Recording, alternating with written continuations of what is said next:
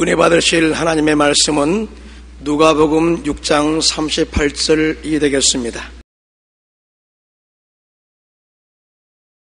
주라, 그리하면 너에게 줄 것이니 곧 후이되어 누르고 흔들어 넘치도록 하여 너에게 안겨주리라. 너희의 헤아리는 그 헤아림으로 너희도 헤아림을 도로 받을 것이니라. 아멘.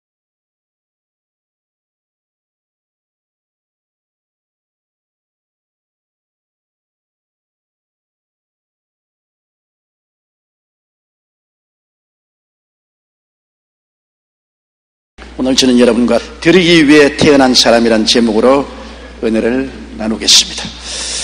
갈릴리 호수는 동북쪽으로부터 요단 강물을 받아서 그 물을 다시 서남쪽으로 흘러보내는 살아있는 호수입니다. 이스라엘에서 가장 중요한 수원으로 전체 물 공급의 35%를 담당하고 있습니다. 이 호수에는 18종류의 물고기가 살고 있는데 연간 어획량이 5,000톤에 달하고 있습니다. 게다가 1964년 완공된 파이프라인을 통해 이스라엘 전역에 물을 공급함으로써 불모의 땅을 초지와 농장으로 만들었습니다. 그러나 그와 정반대로 사해는 요단강으로부터 매일 500만 톤의 물을 받지만 어느 곳으로도 물을 내보내지 않고 혼자 가지고 있습니다. 그렇기 때문에 태양열에 물이 증발되고 염분이 쌓여서 죽음의 바다로 변해버리고 말았습니다. 얼마나 염분이 많은지 염도가 보통 바닷물 6%보다 무려 5배가 넘는 25%에서 30%가 됩니다. 이런 물에서는 절대로 생명체가 살아갈 수 없습니다. 오히려 물 위에 소금 결정들이 떠다니고 이것이 모여 수금 기둥을 이루고 있습니다. 이러므로 다 같은 요단강 물을 받아들이지만은 갈릴리 호수는 받아들인 것만큼 내보내므로 살아있는 호수가 되고, 사해는 받아들인 물을 내보내지 않고 자기가 품고 있으므로 소금 바다가 되어 죽음의 바다가 되고 말한 것입니다. 첫째로 우리가 섬기는 하나님은 주시는 하나님인 것입니다. 달라고 하는 하나님이 아니십니다. 천지와 만물을 창조하셔서 이것을 사람들에게 주시고 사람들에게 복을 나려 주셨습니다. 창세기 1장 27절로 28절에 하나님이 자기 형상 곧 하나님의 형상대로 사람을 창조하시되 남자와 여자를 창조하시고 하나님이 그들에게 복을 주시며 그들에게 이르시되 생육하고 번성하여 땅에 충만하라.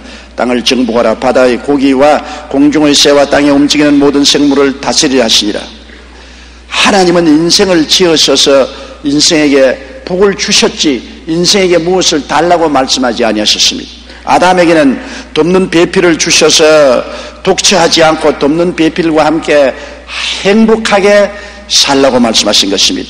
그리고 그들에게는 또한 아름다운 에덴 동산을 주셨습니다.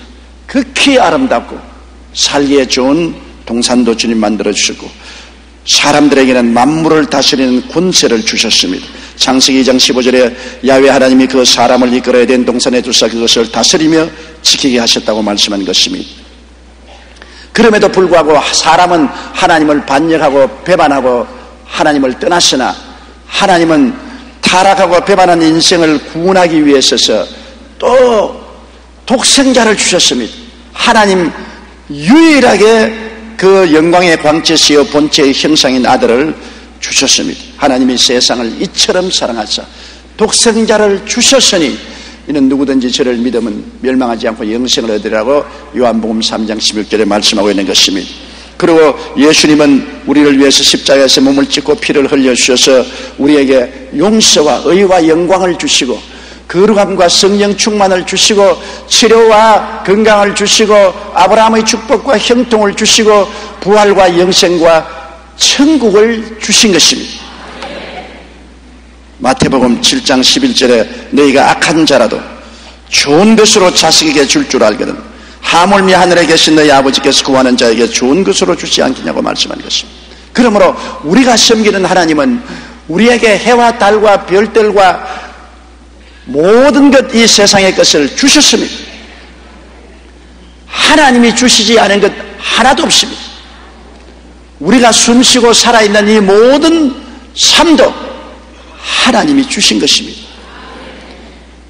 그런데 이 세상에는 주시는 하나님이 계신가 하면 자꾸만 빼앗으려고 하고 달라고만 하는 탐욕의 주체도 있습니다. 그것은 마귀인 것입니다. 마귀는 원래 하나님이 지으신 가장 빼어나고 아름다운 천사장 루시퍼였습니다. 그럼에도 불구하고 그의 아름다움에 도취되어 하나님을 반역하고 하나님의 보좌를 뺏으려고 했습니다. 하나님께 영광과 찬양과 존귀를 돌리는 것이 아니라 보좌까지 빼앗으려고 했습니다. 그래서 하늘 보좌에서 하나님은 그들을 쫓아내시고 공중에 권세 잡은 악한 사탄이 되고 말한 것입니다. 이사야 14장 13절에 내가 내 마음에 이르기를 내가 하늘에 올라 하나님의 뭇별 위에 나의 보좌를 높이리라. 그렇게 하다가 그 탐욕 때문에 쫓겨나고 마는 것입니다. 아담도 안 가집니다. 마귀의 꾀임을 받아서 하나님이 주신 것을 감격하고 감사해서 찬양을 드리지 않고 자기들도 하나님처럼 되게 안 해준다고 불평을 가지고 하나님처럼 되려고 하나님의 명령을 불순종했습니다. 탐욕입니다. 창세기 3장 5절에 너희가 그것을 먹는 날에는 너희 눈이 밝아 하나님같이 된다는 마귀의 말에 꾀에 넘어가서 하나님처럼 되려는 욕심으로 주시옵소서 하다가 반역을 하고 타락하고 마는 것입니다. 그 아담과 하와의 자손이 오늘날 인류들인데 타락한 인간은 태어날 때부터 탐욕의 노예가 되어서 태어난 것입니다. 인간은 태어날 때부터 머리끝부터 발끝까지 욕심과 탐심의 노예가 되어서 태어난 것입니다.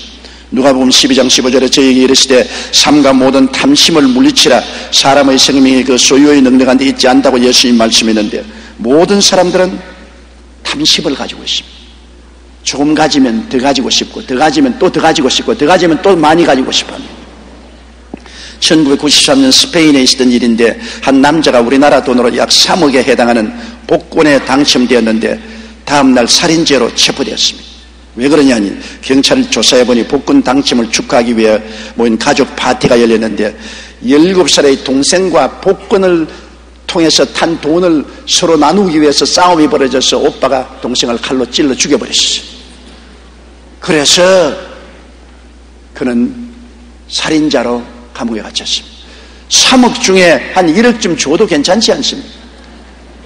없던 돈 생겼는데 그 동생이 달라간다고 칼로 찔러 죽여버렸습니다. 인간의 탐욕은 끝이 없는 것입니다. 가지면 가질수록 더 가지기를 원하기 때문에 사람의 욕심을 채울 수가 없습니다. 탐욕이란 마치 바닷물을 마신 것 같습니다. 소금기가 목에 채이니까 자꾸 더 마셔서 바닷물을 마시는 사람은 배가 남산만치 불러져서 죽습니다. 그렇기 때문에 바다에 빠진 사람은 아무리 목이 말라도 바닷물은 마시지 말아야 됩니다. 소금기가 목에 붙음으로 자꾸 마시게 되는 것입니다. 탐욕은 바닷물을 마시는 것과 같은 것입니다. 탐욕의 노예가 된 인생들은 주어진 삶에 만족하지 않습니다. 눈은 보아도 조감이 없고 귀는 들어서 만족감이 없고 입은 먹어서 만족감이 없고 금과 은은 소유해서 만족감이 없습니다. 절대로 주어진 삶에 만족하지 않은 것이 오늘 탐욕으로 태어난 인생들인 것입니다. 성경에는 디모데전서 6장 8절에 우리가 먹을 것과 입을 것이 있은즉 족한 줄을 알라고 했는데 탐욕은 결코 족한 줄을 알지 못합니다. 그리고 인생들은 탐욕 때문에 나누기에 인색합니다. 내가 가진 것 힘껏 움켜쥐지 남에게 주고 나누기를 원치 않습니다. 잠언서 11장 24절에는 흩어 구제도 더욱 부하게 되는 일이 있나니 과도히 아껴도 가난하게 될 뿐이라. 그런데 탐욕을 가진 사람은 과도히 아끼고 움켜쥐고 소유해서 남에게 주지 않으려고 하는 그러한 악한 습관이 있는 것입니다. 탐욕은 끝이 없어요. 옛날 중국의 주나라에 어진 신하가 살고 있었는데 하루는 왕이 밥상을 보고 나라가 잘 살게 되었는데 왜 식탁에 상아젓가락이 오르지 않고 아직 나무젓가락을 올리느냐고 호통을 쳤습니다. 이때부터 그 어진 신하는 몹시 근심하기 시작했습니다. 아예 집 밖으로 나가지도 않았습니다.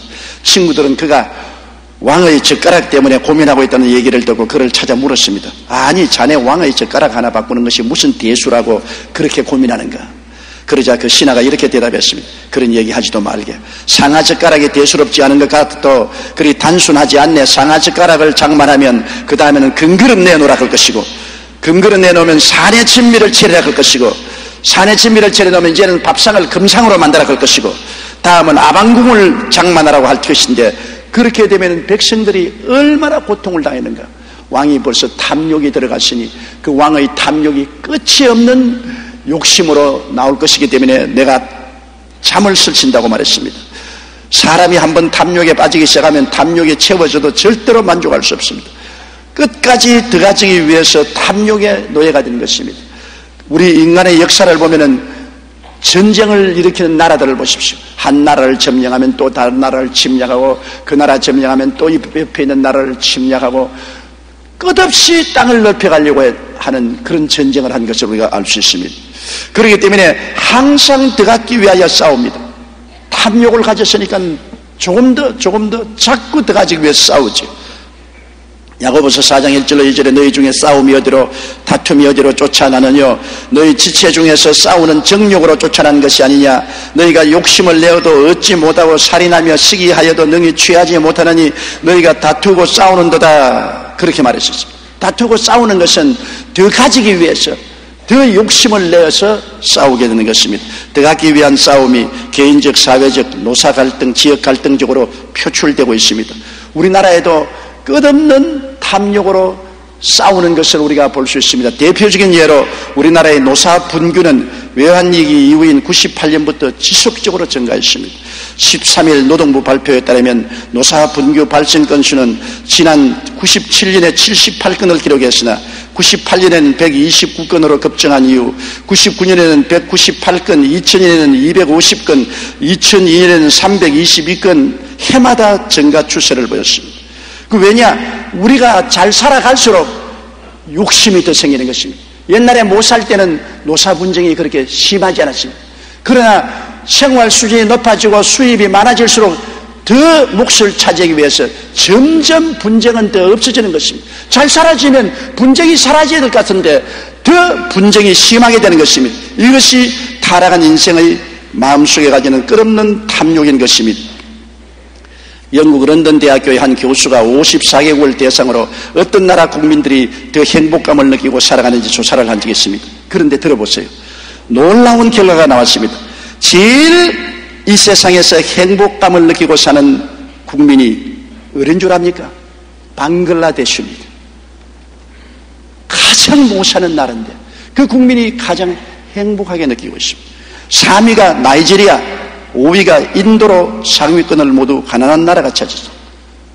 가난한 사람이 갈수록 잘 웃어요. 여러분, 부자들은 잘 안 웃습니다. 그러나 아무것도 없는 가난한 사람은 어린애기 안고 부인이 대문가에 앉아가지고 허허하고 웃습니다. 탐욕이 없음으로 말미암아 그만큼 해방되고 자유롭습는 것입니다. 반면 최강독이라 하는 미국은 행복지수에서 54개국 중에 46위, 일본은 44위, 독일은 42위를 차지했고, 복지국가로 유명한 스위스가 41위, 자유의 나라 프랑스가 37위, 영국이 32위. 우리나라는요, 국민의 행복과 만족도가 23위에 그쳤습니다. 방글라데시보다 우리는 천냥지차로 다르게 잘 삽니다.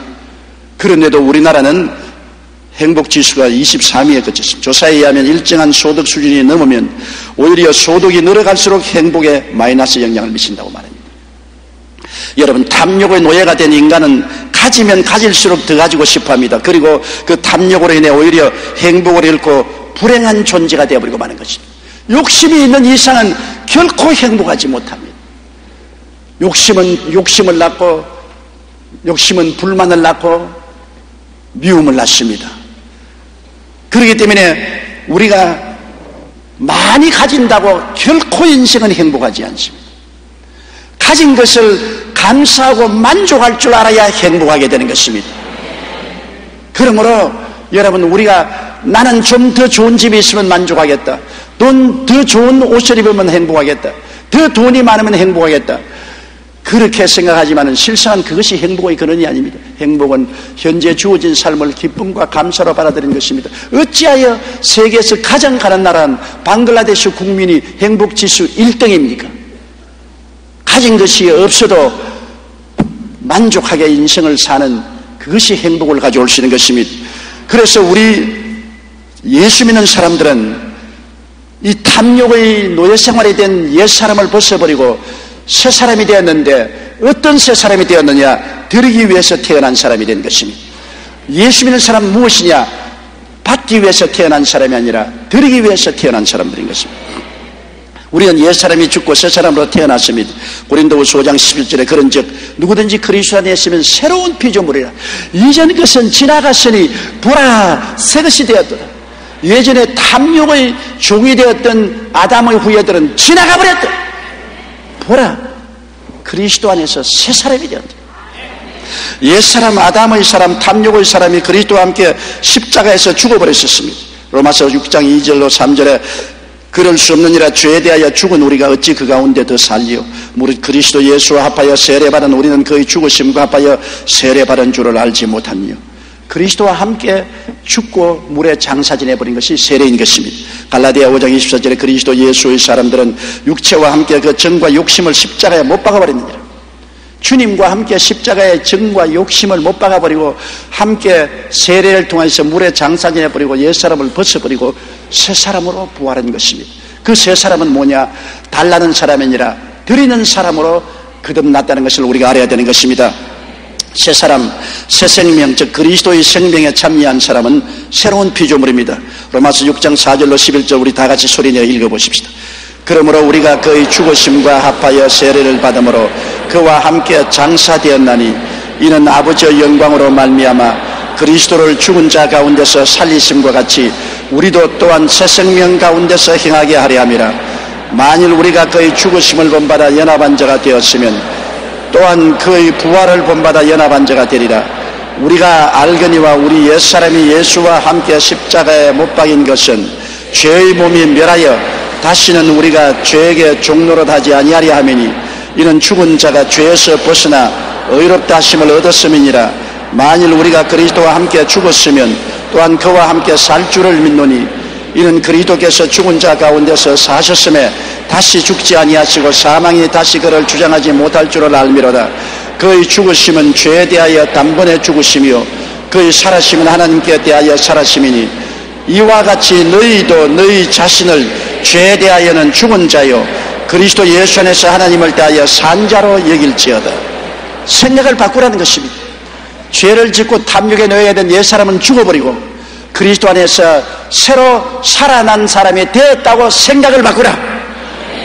달라는 사람은 죽어버리고 드리는 사람으로 태어났다는 것으로 생각을 바꾸라. 영국의 목사이며 사회사업가인 조지 뮬러는 인생을 고아를 위해 헌신해 많은 사람들의 존경을 받았습니다. 그의 말년에 한 기자가 찾아가 어떻게 평생 그런 일을 할 수 있으냐고 묻자 뮬러는 이렇게 대답했습니다. 조지 뮬러가 죽었기 때문입니다. 저는 하나님 안에서 세상의 평판에 대해서 죽고 세상에 선택받은 사람이라는 생각에서 죽고 좋은 것과 싫은 것, 원망 등에 대하여 죽었습니다. 또한 이 세상의 칭찬이나 비난에 대해서도 죽었습니다. 옛사람 조지 뮬러는 하나님 안에서 완전히 죽고 예수 그리스도 안에서 새 사람이 되었으므로 나는 항상 주는 삶을 살 수가 있었다고 말한 것입니다. 그러므로 우리는 항상 알아야 될 것은 이제 내 인생 내가 사는 것이 아니라 그리스도와 함께 죽고 장사지고 함께 살았으므로 내 인생 예수님이 살아준다고 해야 되는 것입니다. 따라 말씀하세요. 내 인생 예수님이 살아주신다. 바울이 그렇게 말했습니다. 갈라디아서 2장 20절에 내가 그리스도와 함께 십자가에 못 박였나니 그런즉 이제는 내가 산 것이 아니요 오직 내 안에 그리스도께서 사신 것이라. 이제 내가 육체 가운데 사는 것은 나를 사랑하사 나를 위하여 자기 몸을 버리신 하나님의 아들을 믿는 믿음 안에서 사는 것이라. 그럼 예수님이 나의 속에 산다면 우리가 그리스도처럼 살아야 될 것 아닙니까? 그리스도는 일생을 섬기기 위해서 살았었습니다. 섬김을 받으려고 하지 않고 섬기기 위해서 살았고 예수님은 목숨을 대속물로 주시기 위해서 오신 것입니다. 받기 위해서 온 게 아니라 주시기 위해서 오신 것입니다. 마가복음 10장 43절로 45절에 너희 중에 그렇지 아니하니 너희 중에 누구든지 크고자 하는 자는 너희를 섬기는 자가 되고 너희 중에 누구든지 어뜸이 되고자 하는 자는 모든 사람의 종이 되어야 하리라.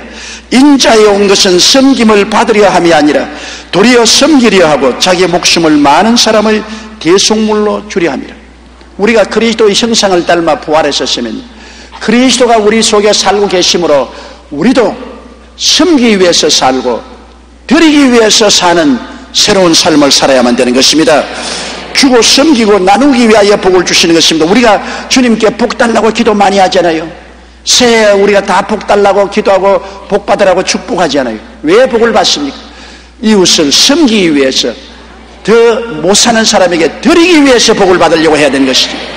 내가 잘 먹고 잘 입고 잘 마시고 더 재화를 축적하고 점점 더 부자가 되려고 구해서는 안 되는 것입니다. 그것은 옛 아담의 성품입니다.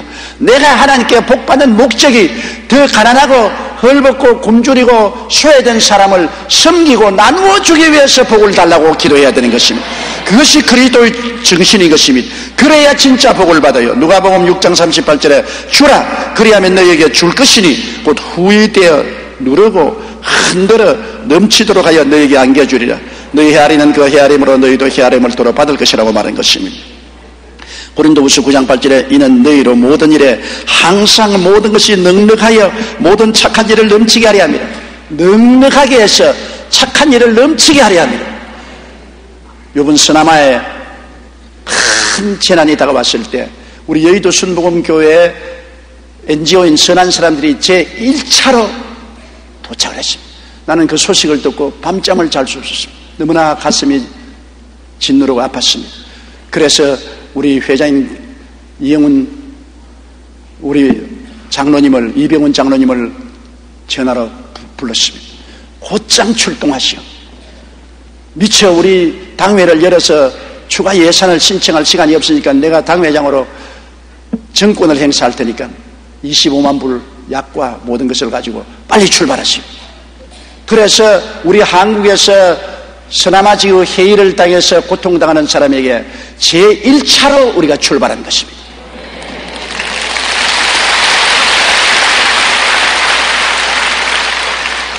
사람들은 우리가 뭘 하느냐고 하지만은 우리는 우리 선한 사람을 통해서 한국이나 북한이나 해외에 고난당하는 사람에게 언제나 나누어 주는 일을 아끼지 않고 해왔습니다. 그래서 하나님이 우리에게 복을 주신 것입니다. 은혜를 베풀어 주신 것입니다. 우리가 우리만 잘 살겠다고 사회처럼 움켜졌으면 우리 전부 다 소금기둥이 되고 소금밭이 되고 말았을 것입니다. 우리는 요단강물처럼 하나님이 복을 주신 대로 계속해서 흘러내보내셨습니다. 계속 교회 개척을 하고 계속 지방교회를 도와주고 계속 불우한 이웃과 함께하고 불우한 세계의 어려운 것을 같이 끌어안고 왔기 때문에 하나님이 생명이 넘치는 요단강물 같은 교회로 만들어 주신 것입니다. 그러면 우리 성도의 삶의 원리는 무엇입니까? 우리는 어떻게 성도로서 살아야 되겠습니까? 첫째로 하나님께 드리는 삶을 살아야 되는 것입니다. 우리가 엎드리기만 하면 하나님께 주시옵소서 주시옵소서. 나는 그럴 때마다 생각이 납니다. 강아지 새끼를 많이 낳은 어미개에 강아지가 하도 달라드니까 나중에 일어나서 털어버리고 도망치더라고요. 그런데 강아지들이 쫙 따라가는데 엄마는 자꾸 따라가더라고요. 왜? 너무 달라드니까 어미가 살 수가 없어요. 하나님도 살 수가 없다고. 하도 온 세계 성도들이 자꾸 주시옵소서 주시옵소서 하니까. 우리는 주시옵소서로 태어난 사람이 아닙니다. 우리는 하나님께 드리기 위해서 태어난 것입니다. 내 입을 넓게 열라. 어떻게 엽니까? 드림으로 넓게 여는 것입니다. 그러면 그 다음 하나님이 채우는 것입니다. 순서가 있어요. 먼저 드리고 받는 것이지 받아서 드리는 것은 아닌 것입니다. 아무것도 없는데요, 아무것도 없는 데서 드려야 받을 수가 있는 것입니다. 찬양과 영광과 존귀를 드려야 돼요. 여러분, 우리가 아무것도 드릴 수 없으면 입으로 하나님께 찬양과 존귀와 영광을 돌려야 되는 것입니다. 요한계시록 4장 10절로 11절에 보면 24 장로들이 보좌에 앉으시니 앞에 엎드려 세세토록 사시는 이에게 경배하고 자기의 면류관을 보좌 앞에 던지며 가로되 우리 주 하나님이여 영광과 존귀와 능력을 받으시는 것이 합당하오니 주께서 만물을 지으시나 만물이 주의 뜻대로 있었고 또 지으심을 받았나이다.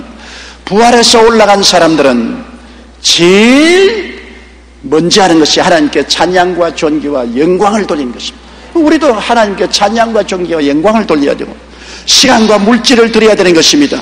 우리는 시간 들여 주일날 와서 하나님께 경배하고 구역 예배도 가고 수요일날도 가고 시간 들이고 몸 들여서 봉사하지 않습니까? 우리 1900년도에 한국에 기독교 복음이 처음 들어왔을 때 한국 사람이 얼마나 가난했습니까? 농경국가로서 가난하기가 말로 닿을 수 없습니다. 그래서 선교사들이 우리 한국 성도들에게 할 말이 있습니다. 드릴 물질이 없으니까 날이나 드리십시다. 그래서 11조 대신에 날일조를 드렸습니다. 이 주일날은 바로 날일조를 드리는 것입니다. 반드시 주일날 와서 하나님을 경배하는 시간을 주님께 드리십시다. 그런 정도로 가난했지만은 시간은 드릴 수 있잖아요. 그리고 몸들여서 봉사하고 하나님께 감사를 드린 것입니다. 헌신 봉사를 드림으로 하나님께서 우리에게 부어줄 수 있는 그릇을 우리가 예배하는 것입니다. 시편 91편 14절 16절에 하나님이 가라사대 제가 나를 사랑한 적 내가 저를 건지리라. 먼저 사랑을 해야 그릇을 준비해야 하나님 거지. 제가 내 이름을 안 적 내가 저를 높이리라. 그 다음에 제가 내게 간구하리니 내가 응답하리라. 환난 때 내가 저와 함께 저를 건지고 영화롭게 하리라. 내가 장수함으로 만족하며 하나님의 구원으로 보이리라고 말씀하신 것입니다.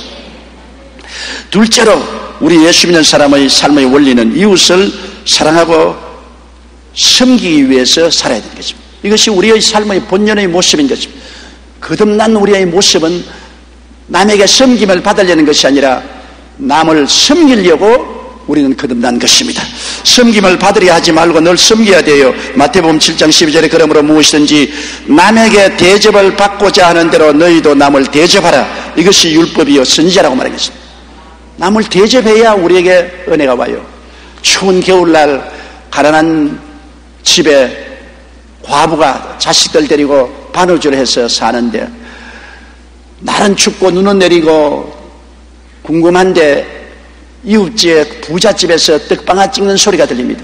그 애들이 엄마 이웃집에는 떡방아를 찍어, 엄마 떡방아를 찍어, 엄마 우리도 애들이 뭘 합니까? 그러니까 과부로 혼자 사는 엄마에게 둘러 앉아가지고서 우리도 엄마 이웃은 떡방아를 찍는데 엄마가 앉아서 눈물을 툭툭 흐리다가 그래 떡 먹여주마.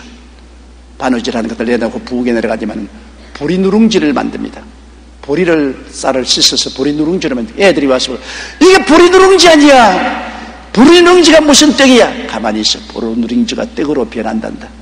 그래서 보리 누룽지를 바구니에 담아서 좋은 보로 덮어서 맏딸 보고 야 이웃에 가서 이웃집 아주머니에게 어머니가 보리 누룽지를 만들었는데 너무 맛이 있어서 그냥 먹을 수 없어 나누어 먹자고 갖다 드리려 합디다. 그렇게 하는. 아니 나 안 갈래. 내 보리 누룽지 부끄러워서. 여하간 엄마 시킨 대로 하라. 그래서 보리 누룽지를 잘 좋은 수쿠리에 담아가지고서 밥보로 덮어서 이웃이가 문을 두니까 종이 문을 열었어. 들어가서 주인 아주머님 계세요. 왜 어떻게 왔냐. 우리 어머님이요 눈도 오고 날도 구리고 그런데 섭섭하니까 보리 누룽지를 만드는데 너무 맛있다고 좀 나누어 먹으라고 갖다 드리라 그래요. 그래 아주머니가 보더니만 아이고 보리 누룽지 맛있게 만들었네. 엄마에게 맛있게 먹는다고 그래라. 그때 여종을 불러서 얘 부엌에 지금 떡 찌고 있지. 그거 이 그릇에 잔뜩 담아서 보내라. 부엌에서 떡을 찌고 있는 떡을 잔뜩 담아가지고서 얘에게 보냈습니다. 보리 누룽지가 변해서 떡바구니가 되고 마는 것입니다. 왜? 보리 누룽지라도 먼저 드려야 떡을 받아 먹을 수가 있는 것입니다. 드리지 않고 그냥 빈소쿠리 들고 가서 우리도 떡 좀 나누어 먹게 해주시옵소서 한다고 떡 줄 턱이 없습니다. 하나님에게도 드림으로 받는 것이지 내가 받겠다고만 자꾸 부르짖으면 아무것도 받을 수가 없는 것입니다. 그러므로 하나님을 섬김으로 우리도 받을 수 있고 이웃을 섬김으로 이웃에게 대접받아요. 내가 이웃을 대접받겠다고 아무리 어시대어도 아무도 대접 안 합니다. 이웃을 내가 정성으로 섬기면 이웃도 그만큼 대접을 해 주시는 것입니다. 그리고 우리는 나누는 삶을 살아야 돼요. 우리 크리스찬들은 내 혼자만 잘 살겠다고 해서는 안 되는 것입니다. 이게 소년이 오병이어를 가지고서 광야에 모인 사람들하고 나누니 그것이 주님의 축복을 받아 5,000명을 먹이고 12바구니가 남게 하는 것입니다. 그냥 자기가 가지고 있을 때는 그냥 오병이어예요. 이것을 나누겠다고 생각하고 주님 앞에 내놓으니까 그것이 5,000명을 먹이고 12바구니를 남게 하는 기적을 일으키는 것입니다.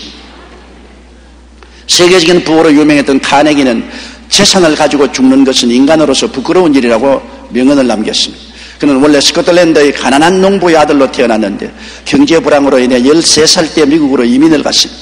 평생 그가 배운 교육과정은 초등학교 4학년 전부였지만 그는 하나님을 열심히 섬기고 나누는 법칙을 그 인생에 실천해서 거대한 부자가 되었습니다. 강철왕이 되었습니다. 그는 하나님의 축복으로 거부가 된 후에도 그 돈을 사회에 환원하려고 노력했습니다. 교육, 문화, 예술, 구제, 평화를 위해 여러 연구소를 설립했고 자선 사업에 크게 투자했습니다. 예술을 위해서 카네기 홀을 건축하고 그 외에 카네기 연구소, 카네기 기금, 카네기 교육진흥재단, 카네기 국제평화재단을 설립했습니다. 또한 각 지방교회에 약 7,000대의 파이프 오르간을 기증하고 2,800국 이상의 도서관에 자금을 제공했습니다. 카네기가 생전에 사회에 개정한 돈은 지금으로 따지면 몇 조 원이 넘는다고 합니다. 이처럼 그가 늘 나누는 삶을 살았기 때문에 하나님께서 카네기에게 일생에 영혼이 잘되고 범사에 잘되며 강건하고 생명을 얻되 넘치게 했게 하고 그 이름이 사후에 길이 늘 사람들의 입에 회자되고 있는 것입니다. 요한일서 3장 18절로 19절에 자녀들아 우리가 말과 혀로만 사랑하지 말고 오직 행함과 진실함으로 하자. 이로써 우리가 진리에 속한 줄을 알고 또 우리 마음을 주 앞에서 굳세게 하리라고 했었습니다. 디모데전서 6장 18절에 선한 일을 행하고 선한 사업에 부하고 나누어 주기를 좋아하며 동정하는 자가 되라고 말씀했습니다. 히브리서 13장 12절에 오직 선을 행함과 서로 나누어 주기를 잊지 말라. 이 같은 제사는 하나님이 기뻐하신다고 말한 것입니다. 그러므로 우리 거듭난 새로운 사람들은 이웃을 사랑하고 섬기고 그리고 나누어주는 삶을 살아야 되는 것입니다. 그리고 고난당하는 자를 언제나 돌보고 도와주는 삶을 살아야 됩니다. 야고보 1장 27절에 하나님 아버지 앞에서 정결하고 더러움이 없는 경건은 곧 고아와 과부를 그 환난 중에 돌아보고 또 자기를 지켜 세속에 물들지 아니한 것이라. 나는 이제 나이도 이거만쯤 들었으니까 자기 마누라 자랑해도 욕 안 얻어먹게 되어 있습니다. 젊은 사람이 자기 마누라 자랑하면 팔푼이라 그러는데 나는 이제 나이 70이 되어서 마누라 자랑하는 건 나쁘지 않지 않아요. 내가 우리 집 사람 존경하는 것이 있습니다. 뭐냐면 가난한 사람과 항상 나누는 것입니다. 우리 교인들은 모르겠지만 혼자서 고아원을 세워가지고서 지금 수많은 고아들을 먹이고 입히고 학교 공부를 시키고 있는데 우리의 수입이 들어오면 수입에서 좋은 거 다 모아가지고서 오른손이 한 걸 왼손 모르게 계속 고아원들을 움직여 있고, 여러분 기도원에 가면 가난한 양로원 있지 않습니까? 그 우리 집 사람이 세운 양로원입니다. 양로원 할아버지 할머니 그곳에 한 32명 모시고 자기 친부모같이 매일 돌봅니다.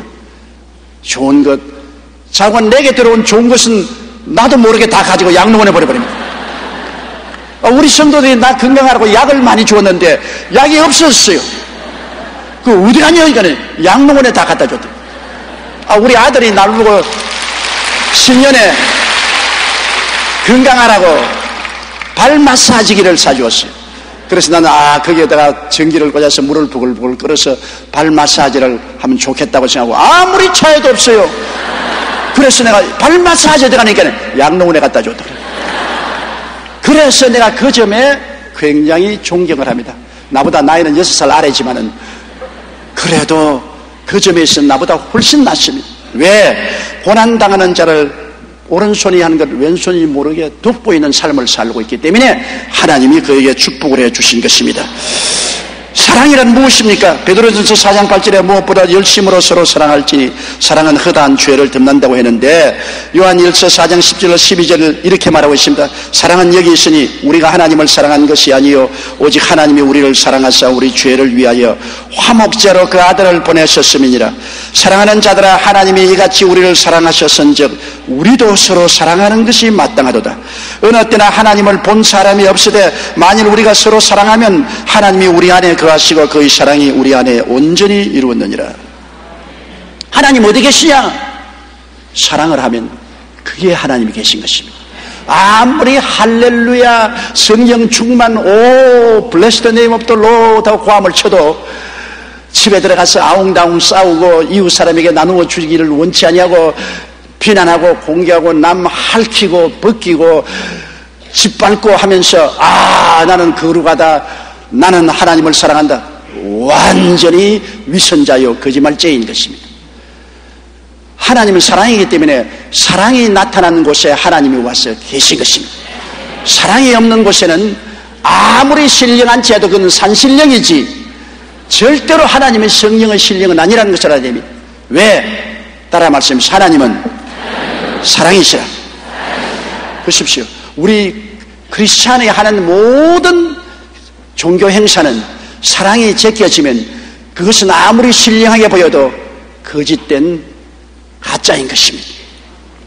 그리스도인은 고난당하는 자를 도우며 살아야 합니다. 현재 전 세계의 그리스도인들이 벌어들이는 돈은 매년 6조 5천억 달러로 한화로 계산하면 6,050조 원에 달하며 세계 자원의 3분의 1을 크리스찬들이 소유하고 있다고 월드 크리스찬 엘만의 1998년 통계에 나와 있습니다.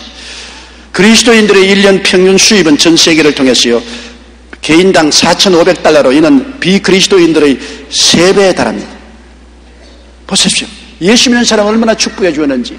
온 세계 인류 60억 인류 가운데 예수 믿는 사람이 세계의 부의 안 믿는 사람들의 3배를 가지고 있습니다.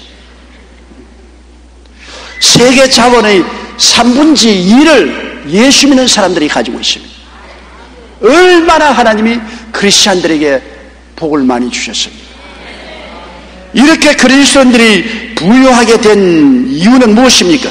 하나님께서 가난하고 헐벗고 굶주린 이웃에게 나누어 주고 섬기라고 우리에게 복을 준 것입니다. 우리만 잘 먹고 잘 입고 잘 마시고 나만 행복하게 살면 된다, 그렇게 하라고 주님께서 이렇게 크리스찬들에게 복을 준 것은 아닌 것입니다. 우리 한국도 하나님의 엄청나게 복을 많이 주셨는데 왜 그랬을까요? 여기에 1200만의 하나님 백성들을 보고 주님 복을 주신 것입니다. 우리가 하나님 앞에서 이웃을 섬기고 나누고 사랑하고 고난당하는 자에게 도움을 베푼다면 하나님은 우리에게 더 넘치고 놀라운 축복을 허락하여 주실 것입니다.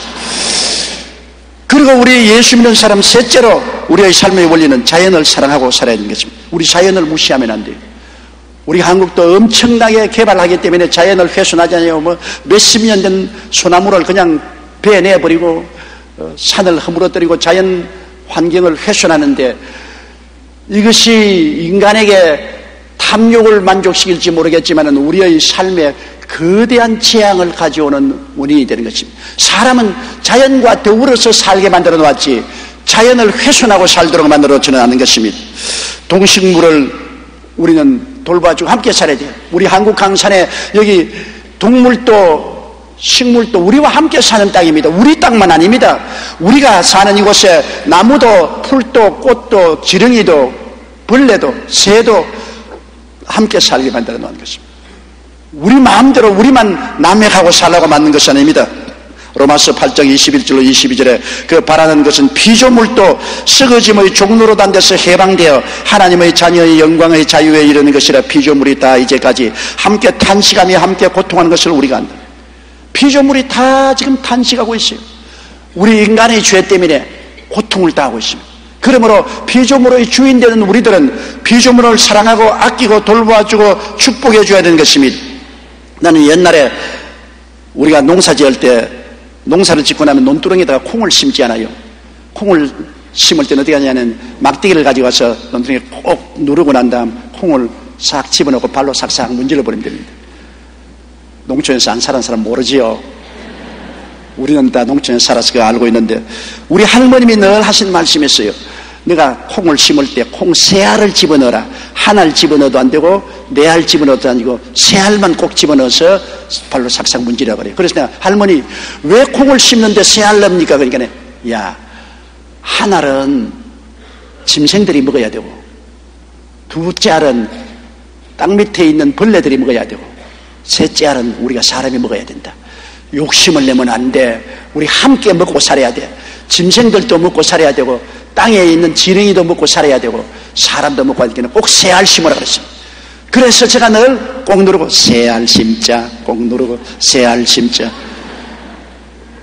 우리 할머니는 자연사랑 학교에서 배우지 않아도 시골에서 자라나서 시골에서 생존하기 때문에 자연적으로 알아요. 자연과 더불어 살아야 인생이 살 수 있다는 것을 체득하고 있는 것입니다. 전북 어느 마을의 논은 다른 논에 비해서 단위 면적당 수확량이 월등하게 높은 것으로 나타났습니다. 같은 마을에 있는 다른 논의 수확은 그렇지 않았는데 유난히 그 논의 수확이 많았습니다. 이를 이상하게 여긴 사람들이 논 주인을 찾아가서 비결이 무엇이냐 물었습니다. 그러자 그는 이렇게 대답했습니다. 글쎄요, 제가 특별히 한 것은 없습니다. 저는 매일 논의 벼들에게 얘기를 주고받은 것밖에 없습니다. 아침에 논에 나오면 잘 잤니?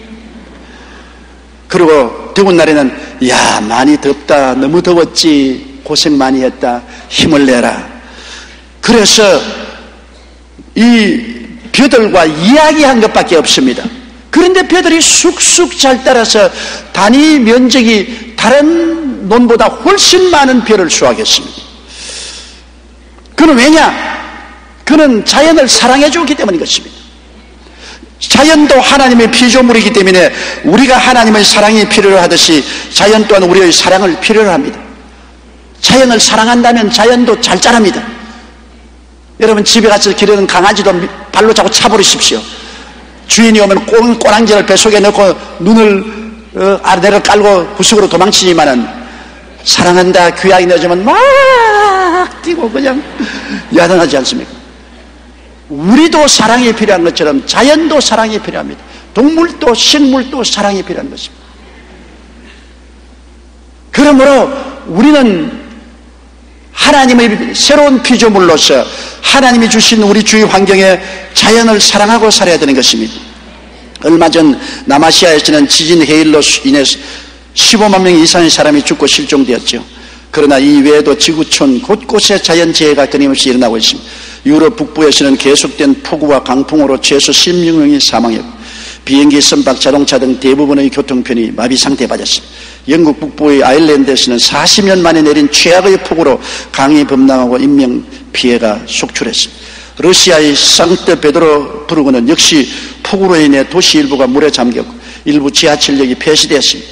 미국 캘리포니아 주에서는 5일째 장대비가 내리고 또 산에는 폭설이 오고 폭우, 이래 10일 현재 9명이 사망하고 굉장한 재난이 일어났습니다. 브라질에서는 가뭄과 폭풍우가 한꺼번에 찾아와서 일부 지역에 비상사태가 선포되었습니다.